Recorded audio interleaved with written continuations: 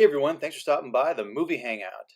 Well, big news has just dropped all over the internet, and that is that there's going to be a Jay and Silent Bob reboot. So I'm pretty excited about this because, I do like Clerks, and I do like the Jay and Silent Bob movie. I think that I just think that that's probably the best work that Kevin Smith has done. Tusk was crazy, but the yoga hosers and some of the other stuff, Red State, some of that stuff wasn't that great. So I think that Kevin is finally going back to his roots, what made him famous, and I think that's great. So here I'm on avclub.com, and it says Jay and Silent Bob are looking for a little old in this first look at Kevin Smith's, looking a little old in the first look at Kevin Smith's big reboot, and they are. These guys are getting older. I mean, it's been a couple decades, and that's what happens. We get older looking. And Kevin has been posting a bunch of stuff all over social media. He says we're not supposed to be here today. It was 26 years ago that Brian Cohalleran and I first gathered at the Quick Stop to start a cinematic journey of a lifetime, a journey that continues in Jay and Silent Bob reboot, with shooting Dante today and Brody on day one. Reboot has thus far played out like my own personal version of the last 10 minutes of Tim Burton's Big Fish, as all my old friends, people who made me what I am today, return to say goodbye. Then we reboot that goodbye into a big fat hello. Welcome back to the View Awkward Verse, my friends. It's pretty cool. Kevin Smith had a health scare last year. He had a heart attack, and he's lost a ton of weight. Like, if you look, like, he's probably about 50 to 60 pounds lighter than what he was. He was getting pretty heavy, and I believe he smokes quite a bit as well. So just compact that for over the years, and he had a heart attack, and I'm sure he's kind of looking back on his life and going, you know what? There's some things that aren't that have not been finished yet and have been left undone, and I need to do that. I need to go back and just kind of close the book, so to speak, write the final chapter. So let's go and check out IMDb right here. Kevin put up his IMDb. Again, it's going to be directed. It was written by him, starring Kevin Smith, just like a lot of the Kevin Smith book or movies.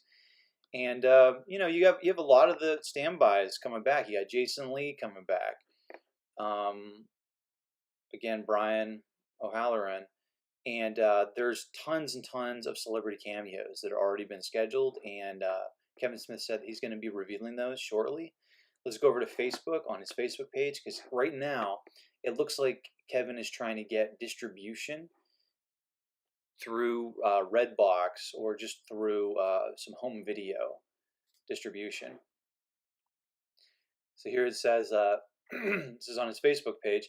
This is not a Redbox ad. This is a big thank you from Jay and Silent Bob Reboot to the good folks at Redbox for the Gretzky-like assist in getting us a kiosk for our movie.